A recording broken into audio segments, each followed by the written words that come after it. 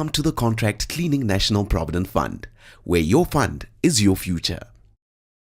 If you die whilst in service of the employer, your dependents or nominees will be entitled to be paid the following benefits: your fund credit, plus an insured benefit lump sum amount equal to 1 times your annual risk salary.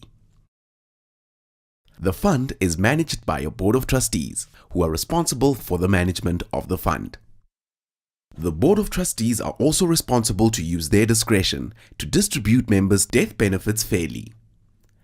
The discretion must be applied within the boundaries set by Section 37C of the Pension Funds Act that provides explicit instructions on how these benefits must be distributed. The beneficiary nomination form is not binding on the trustees. It only serves as an important guide in the event of a member's death. The Pension Funds Act stipulates that if a fund cannot trace any dependent of the deceased member within 12 months, then the death benefit must be paid to the nominees as specified on the nomination form. However, in the event that there are dependents and nominees, a pension fund must allocate the death benefit or portion thereof to such dependent or nominee in such proportions as the board may deem equitable. This equitable distribution of members' death benefit, fairly allocating to all your known dependents, is one of the most challenging tasks facing the trustees. A dependent is a member's spouse, child, or any other person who was in fact dependent on the member, or a person whom the member would have been legally liable to maintain in the future had he or she been alive. A nominee is someone whom the member nominated in their beneficiary nomination form to receive a portion of the benefit. They may also be a dependent, but not always. The fund follows a 4-step process in order to pay death benefits. Step 1. The trustees must try to identify everyone who depended on the member for financial support, as well as anyone else who was legally dependent on the deceased member and any other dependents. The fund does, however, consider everyone that the member has listed on their beneficiary nomination form.